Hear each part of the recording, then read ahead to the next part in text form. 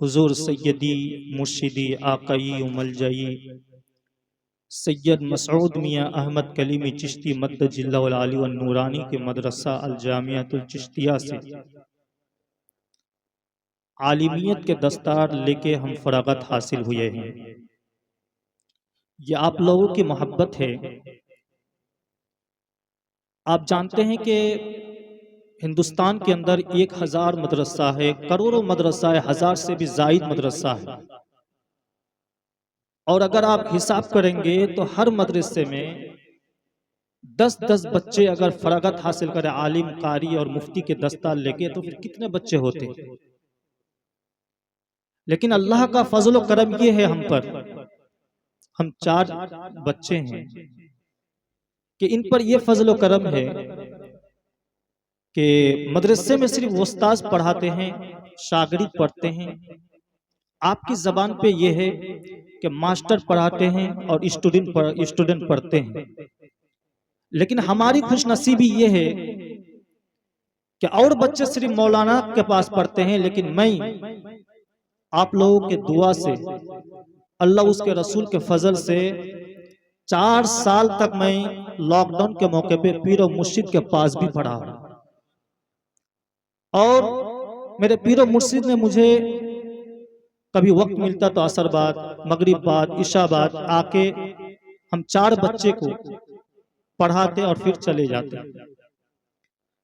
तो आलिम का मिजाज कुछ और होता है और खानकाह में रहकर जो आलिम बनता है उसका मिजाज कुछ और होता है। ये हमारे पिछले जो असलाफ लोग थे तो इनका ये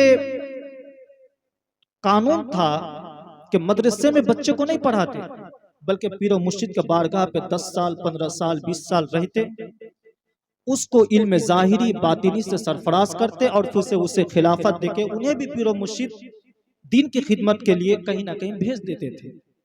लेकिन एक आज नया कानून बन गया है, आसानी के दौर में आसानी के लिए कि जगह जगह मदरसे को कायम कर दिया गया। लेकिन आज आलिम भी कुछ तो बन जाते हैं लेकिन वो खानका का दर्स लेने नहीं पाता है, और जब खानका का दर्स नहीं लेता है तो फिर इल्म जाहिरी तो हासिल कर लेता है, लेकिन सूफियों के तरीके पर इल्म बातिनी से वापस नहीं होने पाता है। और जब वापस इल्म बातिनी से नहीं होने पाता है तो फिर इबादतों का जो सलीका होता है, जो मजा होता है, असल इबादत का मजा वो नहीं पाता है। क्योंकि जब तक कोई इंसान इल्म जाहिरी के बाद इल्म बातिनी हासिल ना करे, अल मुख्तसर तो तसव्वुफ के इल्म को हासिल ना करता हो और शरीयत के इल्म को हासिल कर ले और तसव्वुफ को छोड़ देता है, तो उसको इस तरह मान ले कि ये आंख अंधा है और एक आंख खुला हुआ है। जब एक आलिम तसव्वुफ के इल्म और इल्म शरीयत यानी इल्म जाहिरी को हासिल करता है, तब वो 2 आंखों का आंख वाला होता है, वरना एक आंख का अंधार, एक आंख वाला होता है। लेकिन मेरे पीर और मुर्शिद का बहुत फजल है, मैं उनके शुक्रगुजार हूं कि उन्होंने हमें बहुत सारा पढ़ाया।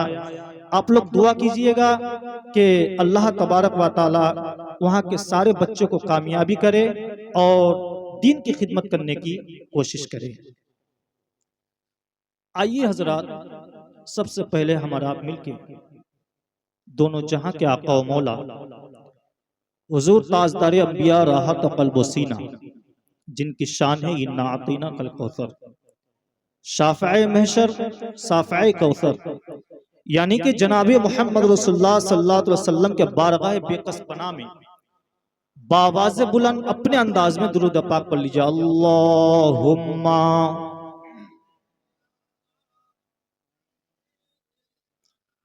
मुहम्मद व अला आले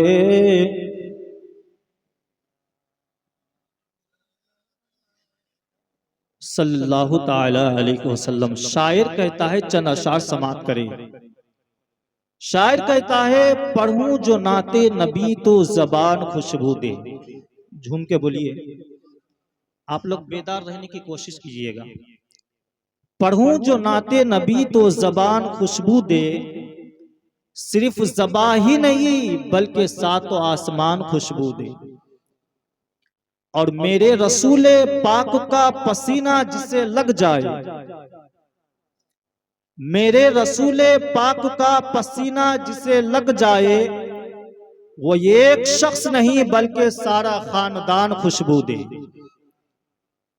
और शायर कहता है, लुट जाए दौलते आलम तो क्या गम, लुट जाए दौलते आलम तो क्या गम, या रब न छूटे कभी हाथ से दामाने मोहम्मद, और या मोहम्मद मुस्तफा बस इतना करम कर दीजिए, या मोहम्मद मुस्तफा बस इतना करम कर दीजिए, वासिता हसनैन का झोली मेरी भर दीजिए, वासिता हसनैन का झोली मेरी भर दीजिए।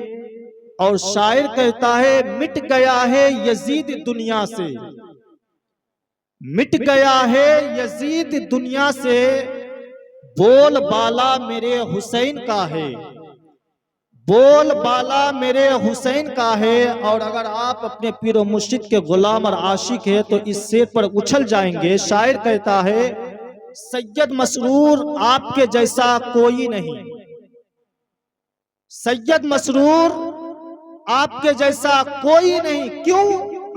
ये घराना मेरे हुसैन का है, ये घराना मेरे हुसैन का है। कायनात में कोई इंसान अगर खान हो, पठान हो, अंसारी हो और कुछ हो, लेकिन अगर वो हजारों आलिम को कूट कर एक आलिम भी बना हो, लेकिन सैयद के धूल के बराबर नहीं हो सकता है। इसीलिए कहता है शायर के, सैयद मसरूर आपके जैसा कोई नहीं, ये घराना मेरे हुसैन का है, ये घराना मेरे हुसैन का है। एक मर्तबा दुरूद पाक पढ़ लीजिए, अल्लाहुम्मा सल्ली अला सय्यिदिना मौलाना मुहम्मदिन व अला आलि मुहम्मदिन कमा तुहिब्बु व तर्दा बि अन तुसल्ली अलैहि सलातुन व सलामन अलैका या रसूलल्लाह या हबीबल्लाह सल्लल्लाहु अलैहि वसल्लम। मेरी तकरीर को आप बारीकी ज़हन में समझने की कोशिश कीजिएगा। कुछ मैं इल्मी गुफ्तगू करने जा रहा हूँ, शायद कि आप इससे पहले नहीं सुने होंगे।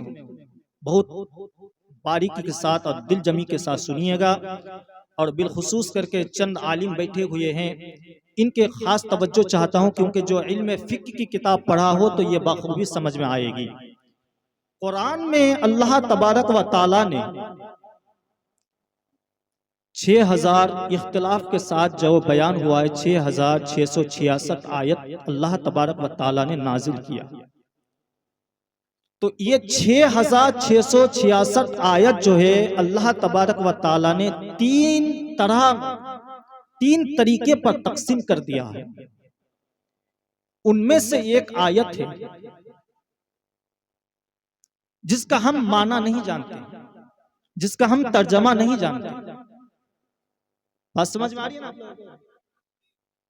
बहुत आसान उर्दू में बोलने की कोशिश कर रहा हूं, सुनिएगा, इंशाल्लाह याद रखेंगे मेरी तकरीर। गौर से सुनिएगा, और अगर और भी गौर से सुनिएगा तो फिर वहां भी जो देवबंदी हमारी उधर उधर फिर रहा है ना, खुद ही मुनाजरा कर लेंगे आप लोग, अगर गौर से सुनिएगा तो गौर से सुनिए। मुझे समझ में आना चाहिए कि आप लोग मेरी बात को समझ रहे हैं, ठीक है? सुनिएगा। तो 3 तरीके पर अल्लाह तबारक व ताला ने तकसीम किया। उनमें से पहले नंबर आयत को आयते मुक़त्तिआत कहते हैं। एक आयत को हुरूफे तशबीह कहते हैं, मुशब्बह कहते हैं, और एक आयत को हुरूफे मुहक्कमात कहते हैं। तो मैं वो आयत को पढ़ रहा हूं अभी जो आयते मुक़त्तिआत है, यानी कि जिनका हम माना नहीं जानते। मसलन अलिफ, लाम, मीम, काफ, हा, या, ऐन, साद, या, सीन, हा, मीम, ये जो मुफरदात आयत है, इनका माना हुजूर सैयद मसरूर मियां को नहीं मालूम। इनका माना हुजूर दूल्हा मियां को नहीं मालूम। इनका माना हुजूर कासिम अली कलीमी को नहीं मालूम, इनका माना ख्वाजा गई नवाज को नहीं मालूम, इनका माना मुजद्दिद अल्फसानी को नहीं मालूम, इनका माना इमाम आजम को नहीं मालूम, इनका माना इमाम हंबल को नहीं मालूम, इनका माना गौसे आजम को नहीं मालूम, इनका माना मौला हसनैन करीमैन को नहीं मालूम, इनका माना मौला अली को नहीं मालूम, बल्कि हद तो यह है कि इनका माना खुद जिब्रील अमीन भी नहीं जानते। जब जिब्रील अमीन आयते मुकद्दसा को ले आए और लाने के बाद रसूल पाक सल्लल्लाहु अलैहि वसल्लम को मुखातिब करके कह रहा है, मोहम्मद अलीफ। नबी ने कहा मैं समझ गया। जब कहा अलीफ, नबी ने कहा मैं समझ गया। जब कहा लाम, तो नबी ने कहा मैं समझ गया। जब कहा मीम, तो नबी ने कहा समझ गया। और जब जिब्रील ने कहा ज़ालिकल किताबुल ला रैब फीह, तो नबी नहीं कहे मैं समझ गया। बात समझ में आ रही है ना? क्योंकि जो जिब्रील को नहीं मालूम, तो नबी जिब्रील को आगाह कर रहा है, खबर दे रहा है कि मुझे मालूम है। तो अलिफ का भी माना है मगर अलिफ में छुपा हुआ है, लाम में भी माना है मगर लाम में छुपा हुआ है, मीम का भी माना है मगर मीम में छुपा हुआ है, मगर रसूल से नहीं छुपा। तो इन दरीदे दहने गुस्ताख को कह दो, अबे जिस रसूल का इल्म, जिस रसूल को इल्म इस जहां का इल्म नहीं छुपा, तो उस रसूल को कुरान का इल्म कैसे छुपेगा? यानी जिस रसूल पाक को कुरान का इल्म नहीं छुपा, तो उस रसूल से इस जहां का इल्म कैसे छुप सकता है? वहां भी देवबंदी कहते हैं रसूल को इल्म गैब का खबर नहीं है, आगे पीछे का खबर नहीं है, लेकिन जिब्रील को पता है कि रसूल आगे कभी, रसूल को आगे का भी खबर है और पीछे के भी खबर है। तो इन जो आयत है, तो ये आयत को आयत मुहकमात नहीं बल्कि मुक़त्तआत कहते हैं। और एक आयत है कि जिसको हम अमल भी कर सकते हैं, पढ़ भी सकते हैं और माना भी कर सकते हैं, जैसे अल्हम्दुलिल्लाहि रब्बिल आलमीन अर्रहमानिर रहीम कुल हुवल्लाहु अहद हुवल्लाहुल्लज़ी ला इलाहा इल्ला हु। ये सब आयत को आयत मुहकमात कहते हैं कि जिसको हम पढ़ भी सकते हैं, अमल भी कर सकते हैं, माना भी कर सकते हैं। लेकिन ये एक आयत और है जिसको आयत मुतशाबिह कहते हैं। वो आयत कुरान में बहुत सारे हैं, लेकिन उनमें से मैं एक आयत को अपना मौजू बनाया, और वो आयत है कुल इन्नमा अना बशरुम मिस्लुकुम यूहा इलैया। ऐ महबूब आप फरमा दीजिए कि मैं जाहिरी शक्ल सूरत में मैं तुम्हारी तरह बशर हूं। कौन कह रहा है? कौन कह रहा है? अल्लाह कह रहा है अपने महबूब को, ऐ महबूब। गौर से सुनिएगा, मैं बार बार कह रहा हूं कि बहुत पॉइंट की बात बताने जा रहा हूं अभी, लेकिन सुनिएगा अल्लाह क्या कह रहा है अपने महबूब को, ऐ महबूब आप अपने गुलामों को, अपने मानने वालों को कह दीजिए कि मैं जाहिरी शक्ल सूरत में तुम्हारी तरह बशर हूं, लेकिन मुझे देखकर धोखा मत खा जाना। मेरे पास वही नाजिल होती है, मेरे पास कुरान नाजिल होता है, तुम्हारे पास कुरान नाजिल नहीं होता, तुम्हारे पास वही नाजिल नहीं होता। बाद में जो कहा व इलाहुकुम इलाहु वाहिद, और ये फिर कहा कि तुम्हारा माबूद एक ही माबूद है। अब मुफस्सिरीन किराम तफसीर करने वाले व इलाहुकुम इलाहु वाहिद को अल्लाह तबारक व तआला ने यहाँ पे जिक्र क्यों किया है, मैं इसका वजाहत आगे चल के बताऊंगा, लेकिन आपको तफसीली तौर पर मैं आयत को समझाने की कोशिश कर रहा हूँ। अल्लाह ने क्या कहा, महबूब आप फरमा दीजिए मैं जाहिरी शक्ल सूरत में तुम्हारी तरह बशर हूँ, यानी कि नबी खाता है, नबी पीता है, नबी सोता है, नबी उठता है, नबी जागता है, नबी पेशाब करता है, नबी पेशाब करता है, नबी पाखाना करता है, लेकिन फिर भी लोग कहता है कि नबी खाता है, नबी पीता है, नबी सोता है, नबी उड़ता है, नबी जागता है, तो वो हमारे ही तरह है। लेकिन मैं कहता हूँ, कुरान कहता है कि वो तुम्हारी तरह बशर नहीं है, वो अगर बशर है तो अफजलुल बशर है, वो अफजलुल बशर है, वो नूरी बशर है। तो कुरान की आयत में कद जाअकुम मिनल्लाहि नूर को लाके कह रहा है कि नबी को एक जगह पे बशर कहा जा रहा है और एक जगह पे नूर कह रहा है। तो इन आयत पर, ये जो आयत कुल इन्नमा अना बशरुम है, इस पर अमल करना जायज नहीं है, क्यों?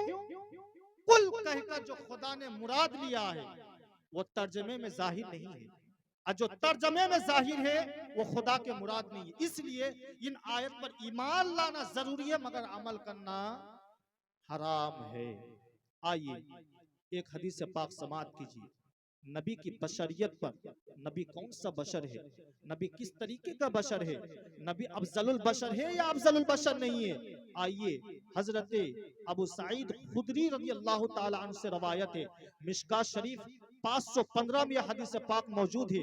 एक दिन अल्लाह तबारक व तआला के रसूल मस्जिद नबी में बैठे हुए थे, और होने के बाद एक फरिश्ते नबी पाक सल्लल्लाहु अलैहि वसल्लम के बारगाह पे यानी मस्जिद नबी में तशरीफ लाए, और लाने के बाद उसके बाद एक फरिश्ते आसमान और जमीन के दरमियान उड़ने लगे, और जब उड़ने लगे तो वो फरिश्ते प्रवास करने लगे और कहने लगे, आहुआ क्या ये वही मोहम्मद है जिसके हम तलाश में है? वो नीचे वाला फरिश्ता कह रहा है, हाँ हाँ ये वही मोहम्मद है जिसके हम तलाश में है। वो ऊपर वाला फरिश्ता नीचे आते हैं, और दोनों फरिश्ते एक जगह पर कायम होते हैं, खड़े होते हैं। अचानक एक फरिश्ते गायब हो जाते हैं, और होने के बाद जन्नत जाते हैं, और जन्नत से एक तराजू पल्ला लाते हैं, और लाने के बाद अल्लाहु अकबर, गौर से सुनिएगा आपका ईमान ताजा हो जाएगा।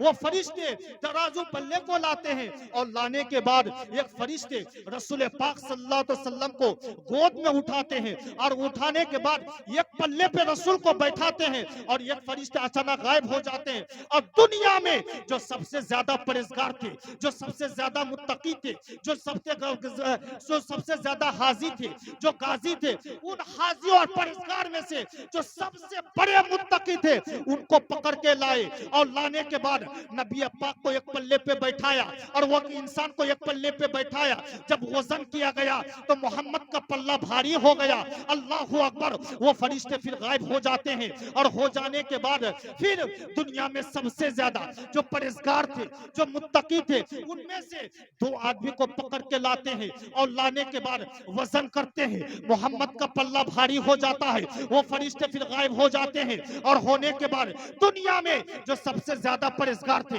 जो सबसे ज्यादा मुत्तकी थे, उनमें से 100 आदमी को पकड़ के लाते हैं, और लाने के बाद मोहम्मद का वजन करता है तो मोहम्मद का पल्ला भारी हो जाता है। वो दोनों फरिश्ते एक दूसरे की दूरी पे जाता है, थोड़ी दूर पे जाते हैं, और एक दूसरे पे कंधे पे कदम रखता है, और रखने के बाद कहता है, एक दूसरे के कंधे पे हाथ रखता है, और कहता है, ए फरिश्ते ये तुम क्या कर रहे हो?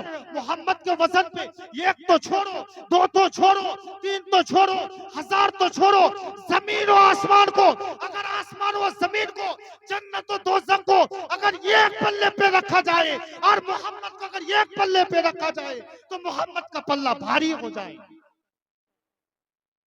क्या फरमाया? मोहम्मद का पल्ला भारी हो जाएगा। कायनात को अल्लाह तबारक व तआला ने एक पल्ले पे रख दिया, और मोहम्मद को एक पल्ले पे रखा गया। वजन जब किया गया तो मोहम्मद का पल्ला भारी हो गया। इस हदीस से पता ये चलता है कि नबी हमारी तरह बशर नहीं है, बल्कि अगर नबी बशर है तो वह अफजलुल बशर है, वो नूरी बशर है, वो खाकी बशर नहीं है, वो हमारी तरह बशर नहीं है। वो जो कुछ लोग कहते हैं कि नबी खाते हैं, पीते हैं, सोते हैं, उठते हैं, जागते हैं, तो फिर नबी हमारे तरह बशर कैसे नहीं?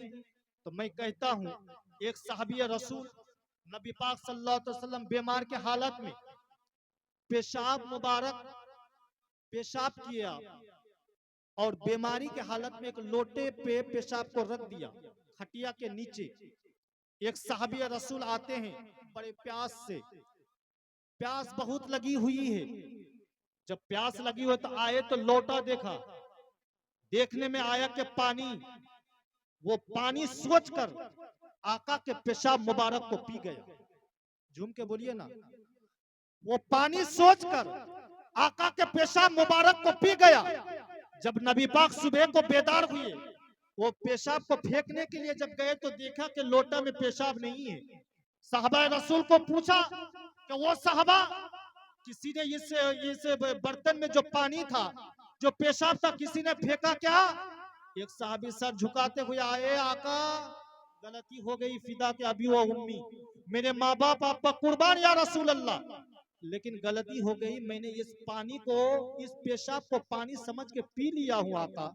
जब इतना कहना था तो नबी ने कहा, सहाबा तुम्हें मुबारक हो, कयामत तक जितने नस्ल आएंगे किसी के पेट की बीमारी नहीं होगी।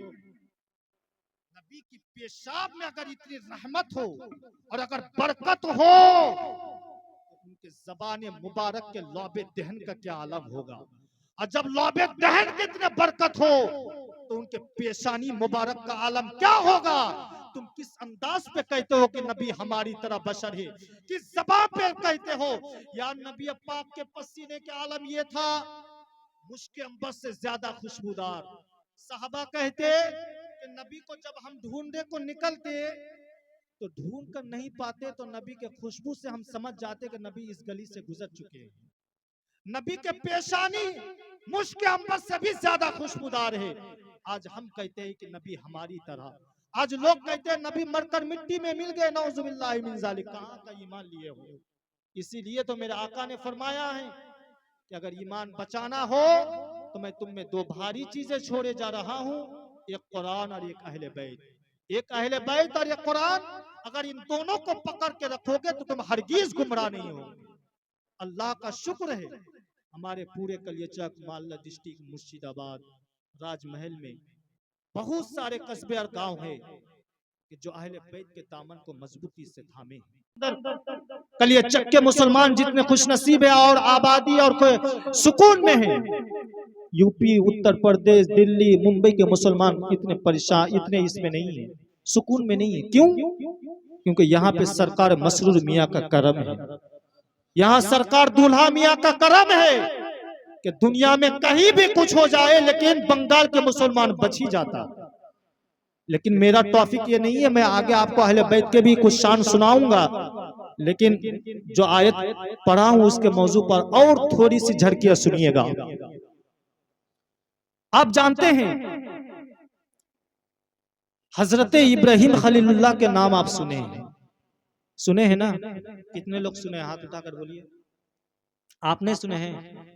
सब सुना है। बेदार रहिए, बहुत पॉइंट की बात जो कभी भी सुनने को नहीं मिलेगा।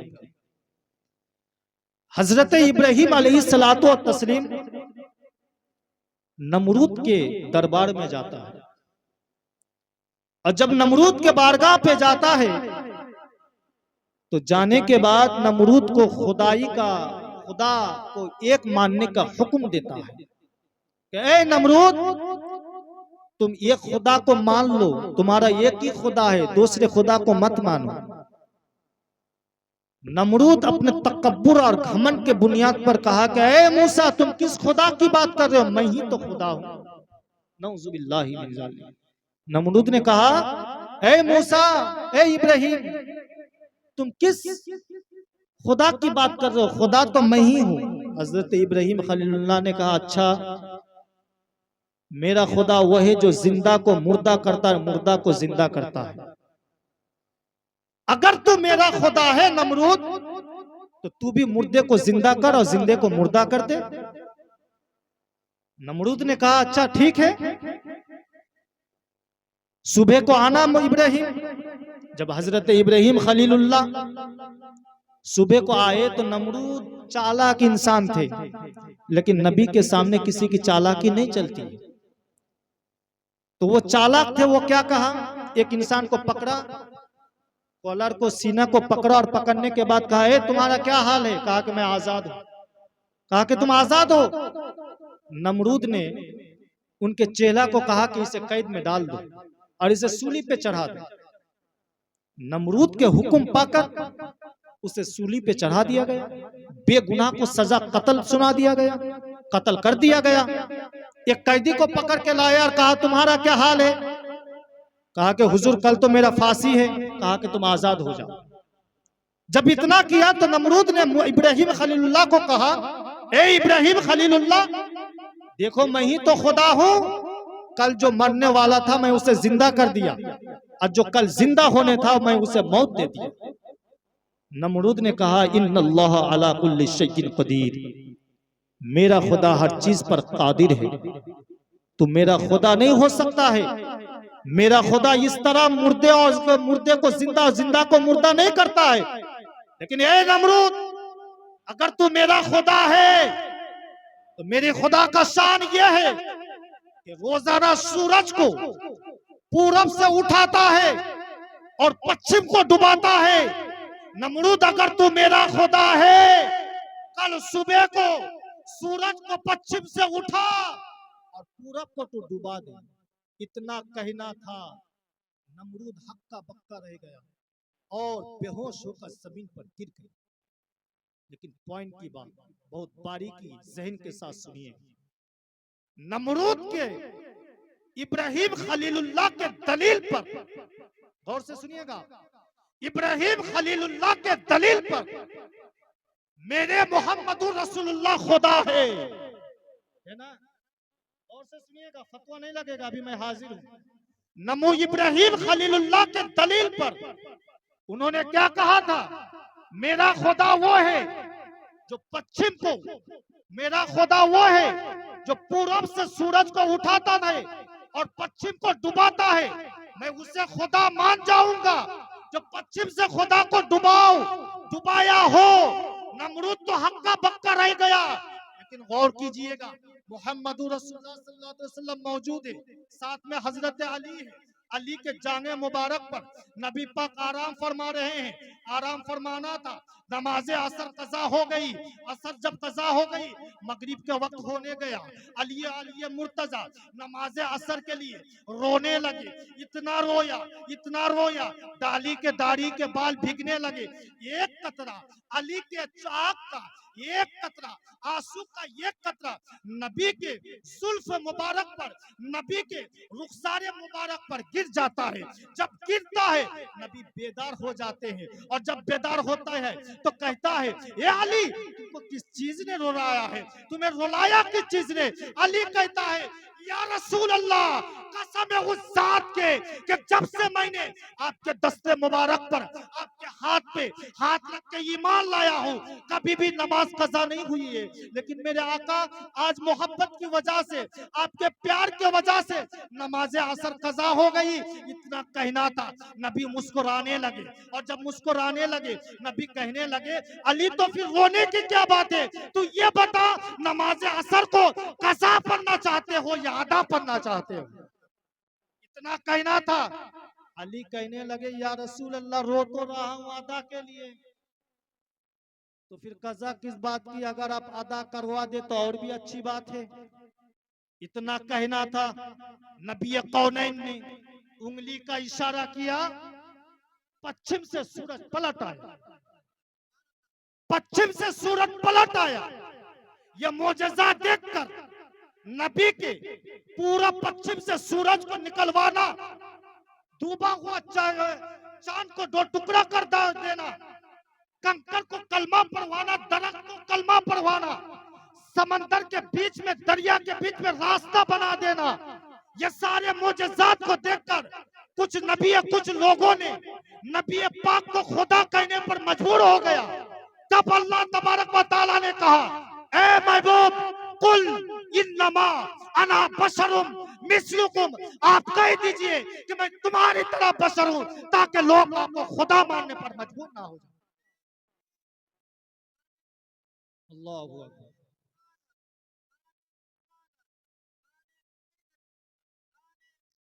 या नहीं सर,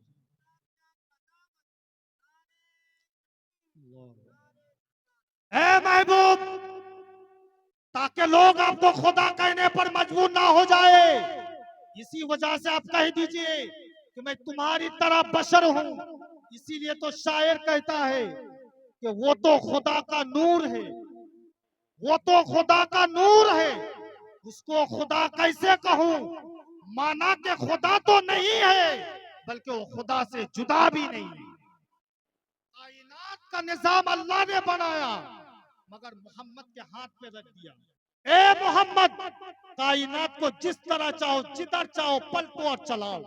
इसी वजह से जरूरत के मुताबिक नबी ने चांद को दो टुकड़ा कर दिया, जरूरत के मुताबिक डूबा हुआ सूरज को पलट लाया, जरूरत के मुताबिक कंकर को कलमा पढ़ा के बता दिया कि मैं नबी इस तरह हूँ, आखिरी नबी इस तरह हूँ कि अल्लाह ने कायनात को बनाया और उनका मालिक हमें बना दिया। इश्क की बात है, मोहम्मद की मोहब्बत की बात है। लोगों बहुत सारे आलिम नहीं बताते हैं, लेकिन आज बता रहा हूं, गौर से सुनिएगा। इश्क की बात है, मोहब्बत की बात है। चंद मिनट और भी मैं हूं, अगर आप साथ दीजिएगा तो मैं बहुत अच्छी अच्छी प्यारी बात और भी बताऊंगा आपको। अगर आप बैठे रहेंगे अच्छा लग रहा है? आप बात बोलिए या रसूल अल्लाह। अगर आपका ईमान ताजा हो रहा हो, मेरी तकलीफ समझ में आ रही हो, तो बीच मजमा से कोई भाई वो हाथ उठा के नारा लगा दीजिए जरा, उठाइए। अल्लाहु अकबर या रसूल अल्लाह। जिंदाबाद जिंदाबाद जिंदाबाद। नहीं चले, नहीं चले।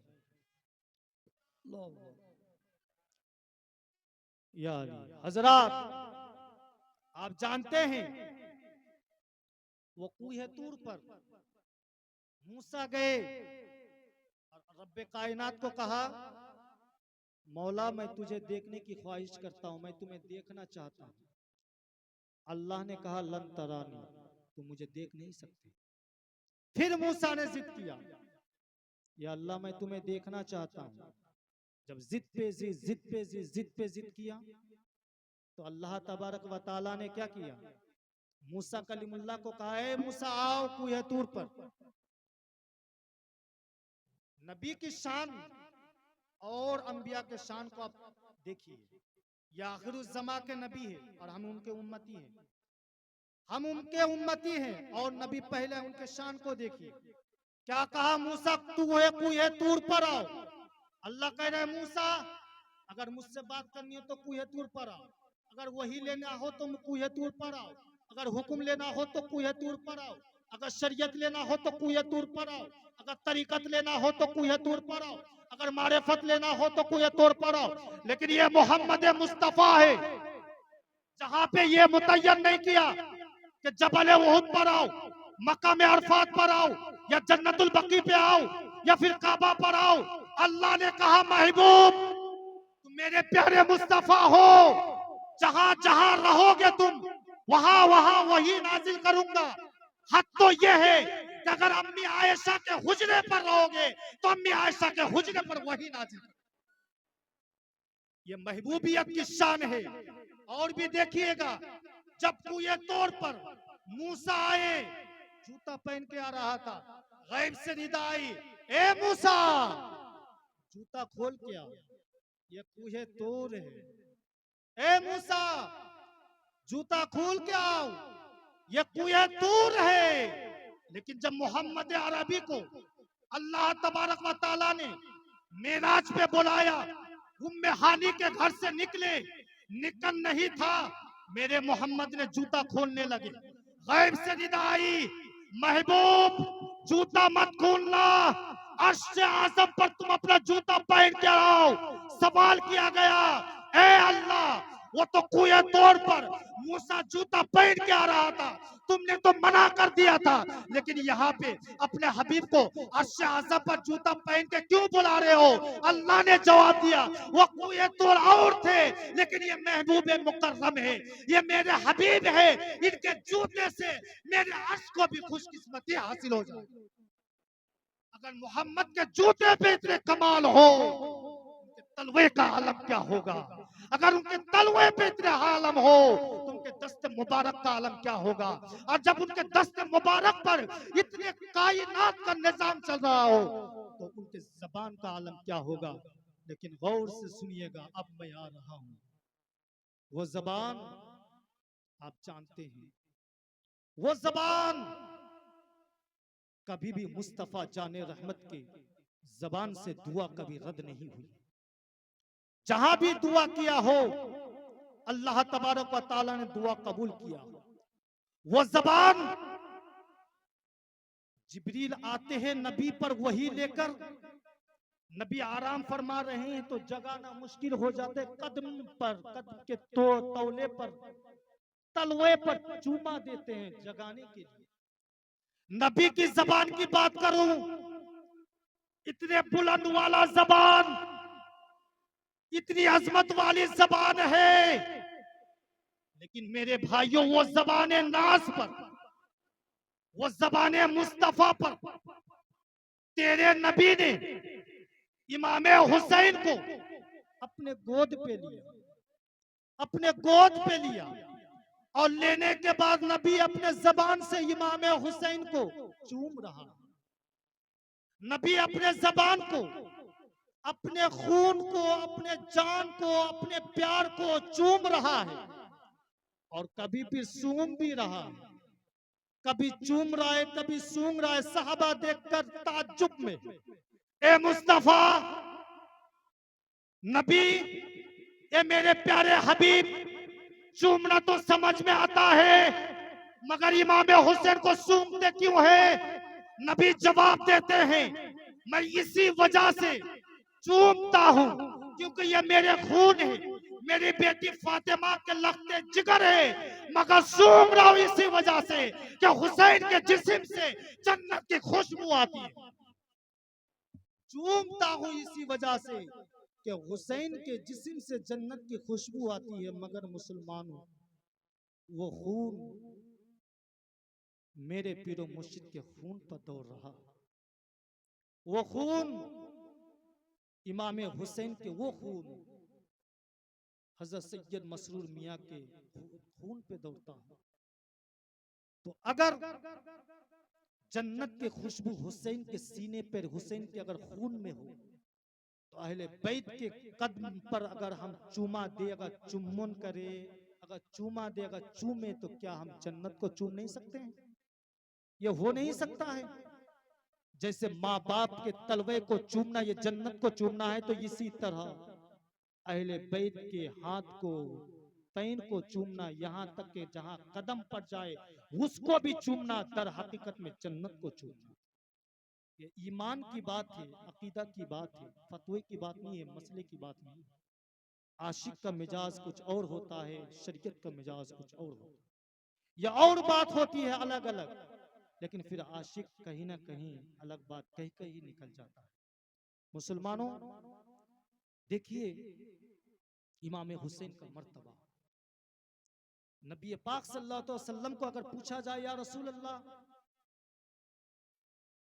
अगर आदम अलैहिस्सलाम को पूछा जाए, ये आदम तो अल्लाह के बाद किससे मोहब्बत करता है, तो आदम जवाब देगा, मैं अल्लाह के बाद अफजलुल बशर।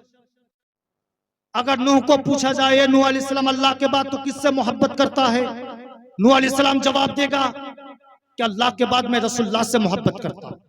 1,20,000 अंबिया किराम को अगर पूछा जाए अल्लाह के बाद तो किससे मोहब्बत करता है, तो सारे नबीयीन का जवाब यही होगा, खैरुल बशर मोहम्मदुर रसूलुल्लाह से मोहब्बत करता हूं। इसी तरह अगर सिद्दीक अकबर को पूछा गया, ए सिद्दीक अकबर तो अल्लाह के बाद किससे मोहब्बत करता है, तो सिद्दीक अकबर का जवाब यही हुआ कि अल्लाह के बाद मैं मोहम्मद रसूलुल्लाह से मोहब्बत करता हूँ। हजरत फारूक आजम से पूछा गया, ए फारूक आजम तो अल्लाह के बाद किससे मोहब्बत करते हो, फारूक आजम ने जवाब यही दिया कि अल्लाह के बाद मैं मोहम्मद रसूलुल्लाह से मोहब्बत करता हूँ। इसी तरह गौसे आजम को अगर पूछा जाए कि अल्लाह के बाद किससे मोहब्बत करते हो, तो जवाब यही देगा कि अल्लाह के बाद मैं सबसे ज्यादा रसूलुल्लाह से मोहब्बत करता हूँ। इमाम हसन करीम हजरत गौसे आजम, गरीब नवाज हजरत उस्मान हारूनी, मसूर मिल्लत, तमाम औलिया किराम, नबी दीन हजरत ख्वाजा नवाज और सारे कुतुब अक़ताब को अगर पूछा जाए कि अल्लाह के बाद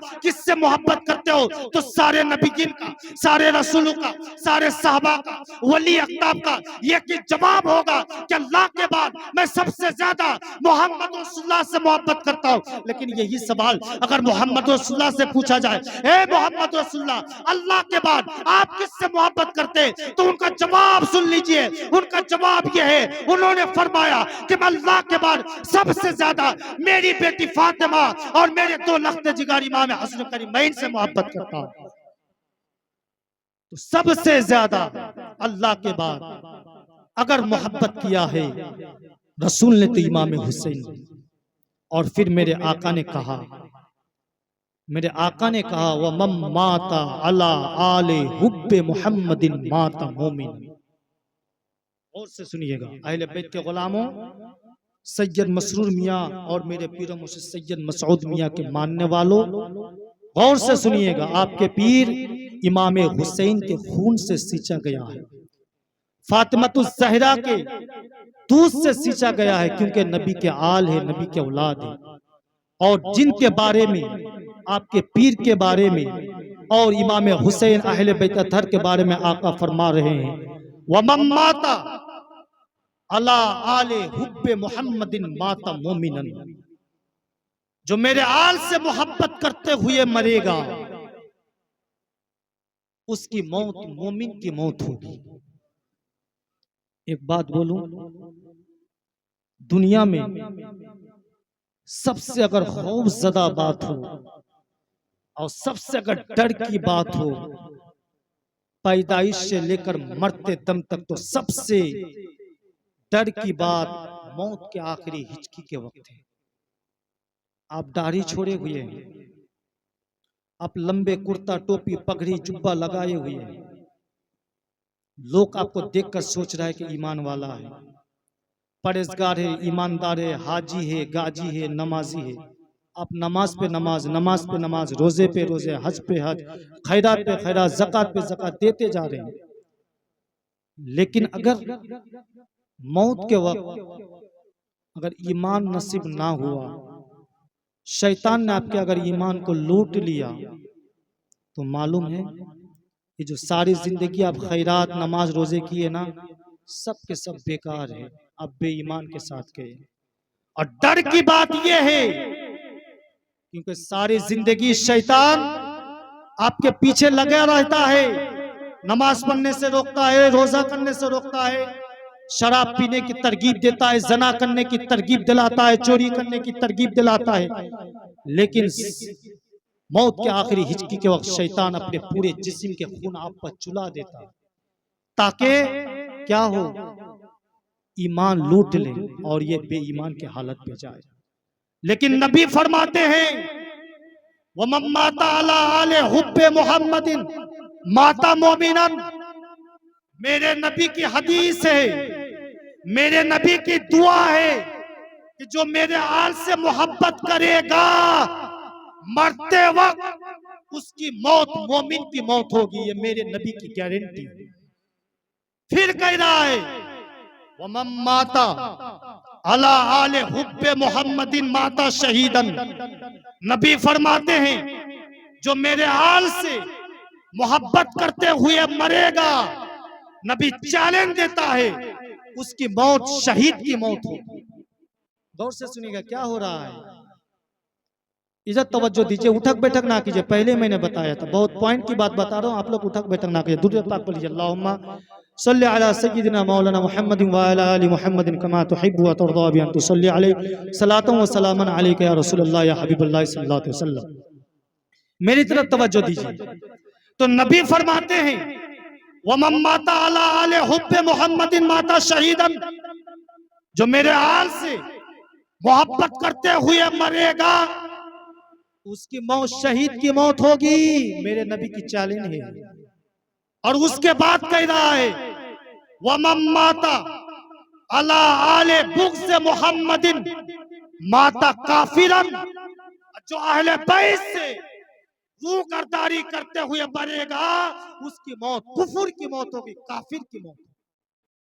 अहले बैत के दामन को कोई मजबूती से थाम ले, कुरान को अगर मजबूती से थाम ले, शरीयत मुतहरा पर अमल कर ले, रसूल पाक के चैलेंज है, शैतान उसे बहका नहीं सकेगा। उसकी मौत ईमान की मौत होगी, उसकी मौत शहीद की मौत होगी। लेकिन जिसने कुरान को छोड़ा या अहले बैत को छोड़ा हो, नमाज पे नमाज, रोजे पे रोजा, माँ बाप के खिदमत पे खिदमत, मेरे रसूल की गारंटी है उसकी मौत मोमिन की मौत नहीं हो सकती। क्योंकि मेरे आका ने पहले ही कहा, इन्नी तारिकुम फीकुम मुस्तक़लैन अव्वलु किताबुल्लाह व इत्रती अहली बैत, कि मैं तुम में दो भारी चीजें छोड़े जा रहा हूं, एक अल्लाह की किताब और दूसरी मेरी आल की इतरत है, मोहब्बत है। अगर इन दोनों को तुम पकड़ कर रखोगे तो कभी भी गुमराही नहीं आएगी, तुम पर आँच नहीं आएगी, यहां तक के ये दोनों हौजे कौसर पर मेरे पास जाएगा। और गवाही पेश करेगा कि फला इंसान ने, या रसूल अल्लाह, कुरान कहेगा या रसूल अल्लाह ये मुझ पर अमल किया था, मुझे माना था। एक तरफ से अहले बैत कहेगा या रसूल अल्लाह ये मुझसे मोहब्बत किया था, ये मुझसे रूकरदारी नहीं किया था, बूझ नहीं रखा था, मेरे आका बख्श दीजिए। इतना कहना था कि मेरे आका ने हाथ उठा देंगे बख्शिश के लिए और आपके बख्शिश हो जाए। जहां जहां तक हो सके अहले बैत से जानो दिल लगा के प्यार और मोहब्बत करें और कुरान को मजबूती से थामे, शरीयत मुतहरा पर अमल करे, नमाजो रोजा हज ज़कात की पाबंदी करे, तो मेरी गारंटी है अगर आप इतना कर लेंगे तो आपके ईमान की सही सलामत हो जाएगा, आपकी ईमान की हिफाजत हो जाएगी। लेकिन कुछ इंसान ऐसे है कि पीर का नारा तो लगा लेता है मगर नमाज नहीं पढ़ता है। अफसोस की बात, पीर का नारा लगा लेता है मगर फिर शरीयत मुतहरा पर आमिल नहीं रहता है, अमल नहीं करता। मेरे भाइयों, आप कटरा शरीफ जाते हैं, बंगाल पे हुजूर आके 2 महीना 2.5 महीना 3 महीना तक रहते हैं, कभी देखें आपके पीर को कि शरीयत मुतहरा पर अमल कर नहीं किया है? कटरा में कभी देखें आप लोग जाते 5 दिन रहते पीर के साथ ही, पीर हुजूर किबला नमाज कभी छोड़ते हैं? पीरो मुर्शिद देखे हैं? मोहब्बत किसको कहते हैं यार? मोहब्बत तो उस चीज का नाम है ना, अपने महबूब के सारे किरदार को अपना लेना, अपने महबूब के सारे अदा को अपना लेने का नाम मोहब्बत है। उनके लिबास को, उनके सूरत को, उनके सीरत को, हर चीज को अपना लेने का नाम मोहब्बत है। आपके पीर ने दाढ़ी छोड़ के रखा, आपके पीर ने कुर्ता पाजामा और टोपी पहन के रखा, आप भी लगाइए ना, आप भी पहनिए ना। आपके पीर शरीयत के बगैर कोई काम नहीं करता है, शरीयत के खिलाफ कोई काम नहीं करता है। आप क्यों करने जाते हैं? जब मोहब्बत करते हैं तो पीर के नक्शे कदम पर चलने का मतलब यही होता है कि पीर जो जो कहेगा, जो जो करेगा, मुरीद को चाहिए कि उस पर वो भी अमल करे, और जब इतना करेगा तो उसकी जिंदगी कामयाबी होगी और उसको पीर की रूहानी इल्म भी और फैज भी हासिल होगा। मेरे दोस्तों, मेरी वक्त हो चुका है कि मैं भी खत्म करूं, लेकिन एक सिर्फ आपकी इजाजत से मैं एक वाकया अल्लामा जामी रहमतुल्लाह अलैह की इश्क भरी, दर्द भरी वाकया सुना के मैं यहीं से गुजरने की कोशिश करूंगा। अगर आप इजाजत दे तो मैं सुनाऊंगा। तकलीफ तो नहीं है तो एक मरतबा दुरूद पाक पढ़ लीजिए, अल्लाहुम्मा सल्ली अला सलातम व सलामन अलैका या रसूलल्लाह सल्लल्लाहु। अल्लामा जामी एक बहुत मशहूर और मारूफ आशिकाने रसूल गुजरे हैं, और आप लोग खानकाह में जब जाते हैं तो ज्यादातर उन लोगों के अशार पढ़ा जाता है। तनम फरसूदा जा पारा नसीमा जानिबे बतहा गुजर कुन, और भी बहुत सारे कलाम है जो पढ़ा जाता है। ये बहुत ही बड़े आशिक रसूल गुजरे थे, बहुत बड़े। मैं सुना रहा हूं इसीलिए कि आपके दिल पे अपने पीर, अपने रसूल के इश्क उभर के गिरे, ताकि आप कल से नमाज में जाए, कल से आज से ही इस मजलिस में इस्तिगफार करें अपने गुनाह से, और कल से आप शरीयत मुतहरा के पाबंद बने और अपने पीर मुर्शिद के राह पर चले। इसी वजह से सुना रहा हूँ। अल्लामा जामी बहुत आशिक रसूल थे। वो चंद मुरीदों को लेके, सुन रहे हैं आप लोग, मेरी तरफ तवज्जो नहीं दे रहे हैं, वो चंद अपने मुरीद को लेके सोचा कि मैं इस साल हज में जाऊं। मुख्तलिफ रवायत के मुताबिक मैं बयान करने जा रहा हूं, तो हज में जा रहा हूं, हज में जाऊं। चंद साथियों को, अपने मुरीदीन को लिए और काफिला लेके निकल गए। पूरे दिन सफर किए। जब रात हुई, एक मैदान सनसान बयाबान में पहुंच गए, जहां पे ना पानी है, ना खाने पीने का सामान है, ना और कुछ इंतजामात है। अल्लामा जामी वहां तक पहुंच गए। पहुंचने के बाद अल्लामा जामी ने अपने मुरीदों को कहा, ए मुरीद, ए मेरे चाहने वाले, सोच रहा हूं कि आज की रात यहाँ पे हम ठहर जाए, क्योंकि आगे का रास्ता मालूम नहीं है, रात बहुत गहरी है और बड़ी रात है, न जाने रास्ता बहक जाए, तो आज की रात ठहर जाए, फिर सुबह का वक्त होगा, फिर हम चल बसेंगे। सारे लोगों ने कहा कि ठीक है हुजूर, आप जो कहे। पीर का हुक्म था, मुरीद ने सुन लिया। अल्लामा जामी कह रहा है कि वो देखो एक झोपड़ी दिखाई दे रहा है, शायद कि वहां चले हम कुछ मदद पा सके। जब उस झोपड़ी पर गया तो जाने के बाद उस झोपड़ी में कोई नहीं था, लेकिन एक उम्र दराज एक बूढ़ी अम्मी उस घर पे रहती है। अल्लामा जामी ने कहा, मेरी अम्मी, हम मदीने के काफिला है, हज में जाने वाले हैं, लेकिन रात हो गई है, सोच रहा हूं कि आपके सहन के इर्द गिर्द, आपके घर के इर्द गिर्द ठहर जाएं, और फिर रात जब होगी, कल सुबह जब होगी, तो फजर की नमाज के बाद फिर हम काफिला मदीने के लिए तैयार हो जाएंगे।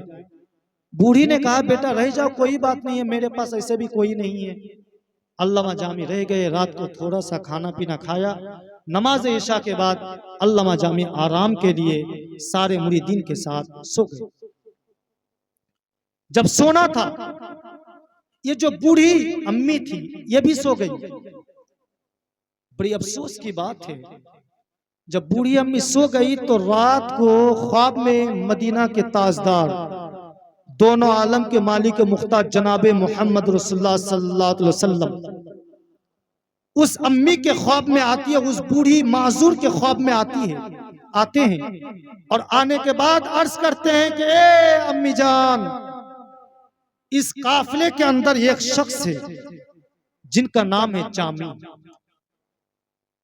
तुम सुबह को उठना और फजर के बाद कह देना कि रसूल पाक से आज रात को जियारत हुई, यहाँ पे अल्लामा जामी कौन है? उनके सारे मुरीद को रसूल पाक ने मदीना बुलाया है, मगर अल्लामा जामी को नहीं बुलाया है। कितनी अफसोस की बात है। वो उठ जाती है, वो अम्मी, बूढ़ी लड़की उठ जाती है, और एक तरफ तो खुशी खुशी के आलम है कि सरकार दो आलम की जियारत हुई, और दूसरी तरफ गम के आलम है, न जानी जामी कौन है। लेकिन वो बर्दाश्त ना कर सकी, और वो औरत उनके काफिले को जगाने लग गया, और जगाने के बाद कहा, अल्लामा जामी कौन है?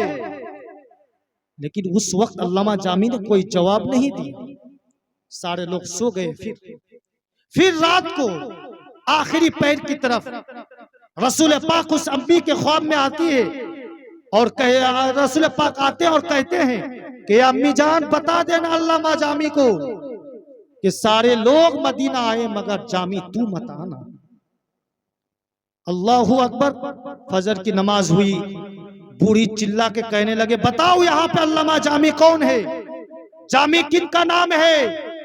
अल्लामा जामी सर झुकाए हुए वो औरत के पास आते हैं और कहती है, अम्मी जान, मेरे नाम है अल्लामा जामी, मुझे लोग जामी कहते हैं, अब्दुल रहमान कहते हैं। कहने लगा, बेटा अफसोस की बात यह है कि आपके सारे चाहने वाले को मेरे आका ने मदीना बुलाया है, मेरे आका ने मदीना बुलाया है, मगर जामी के नाम के जो आदमी है उनको मदीना आने से रोक दिया। इतना कहना था, जामी के इश्क खोलने लगा, जामी ज़ारो कतार रोने लगे। जामी ने मुरीदों को कहा, ये मेरे सारे चाहने वालों, तुम खुश नसीब हो यार, नसीमा जानिबे बतहा गुजर कुन जे अहवालम मोहम्मद रा खबर कुन। ऐ मेरे काफिले वालों, तुम जाओ, मेरे आका ने मुझे नहीं बुलाया है। जामी ज़ारो कतार रोने लगते हैं, और रोने के बाद एक दरख्त के नीचे जाके सर को सजदे में रखते और रोने लगते और कहते, आका मुझसे क्या खता हुई या रसूल अल्लाह, मुझे मदीने आने से अब रोक दिए गए, क्या बात है मौला, क्या वजह है?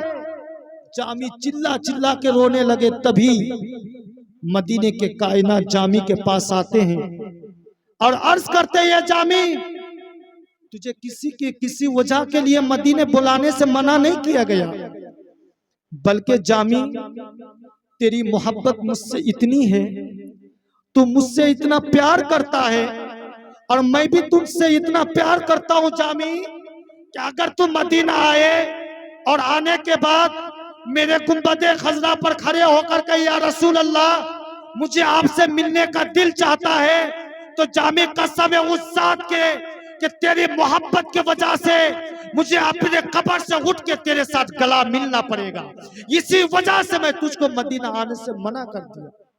इतना कहना था, हजरत जामी ने कहा, या रसूल अल्लाह, फिदा के अभी हुआ उम्मी, मेरे माँ बाप आप पर कुर्बान, मैं ऐसा हरगिज नहीं कहूंगा, बस आपके बारगाह पे हाजिरी दूंगा या रसूल अल्लाह। मेरे आका ने कहा, जामी अगर ऐसी बात है तो फिर तुम मदीने आ। जामी खुशी के मारे तरफ उड़ते हैं और तन्हाई में निकल जाते हैं मदीना में। लेकिन इश्क देखिए जामी के, आप भी जाते अपने पीर मुर्शिद के बारगाह पे, ना जाने कितने बेअदबी होती है हम लोगों से, लेकिन जामी के इश्क देखिए। जब सरजमीन अरब में कदम रखते हैं तो जामी का इश्क खोलने लगता है। इस तरह जिस तरह के चावल के बर्तन में चावल जब देने के बाद उबलता है, इसी तरह जामी के सीने पे इश्क रसूल खोलने लगता है। और जब खोलने लगता है तो हजरत जामी जब सरजमीन अरब पर कदम रखा तो अल्लाह का करम देखिए और करिश्मा भी देखिए, मोजेजा भी देखिए रसूल पाक का, कि जामी को पेशाब लायक हो गई। अल्लामा जामी को पेशाब लायक हो गई। एक जगह पे अचानक जामी सोचा कि पेशाब कर लूं, फिर हम मदीने की तरफ, मक्के की तरफ लौट जाएंगे, मदीने की तरफ जाएंगे। जब पेशाब करने बैठा तो जामी के दिल ने आवाज दिया, ये जामी, तू कहां पे पेशाब कर रहा है? तू कहां पे पेशाब कर रहा है यार? ये मुस्तफा की बाजार है, ना जानी यहाँ पे कदमे रसूल गिरा हुआ हो। तू इस जगह पे पेशाब कर रहे हो जामी? जामी के इश्क ने जवाब दिया कि नहीं, पेशाब मत करना। जामी उठ गए, कहा कि पेशाब नहीं करूंगा। जामी फिर रास्ता आगे निकल गए।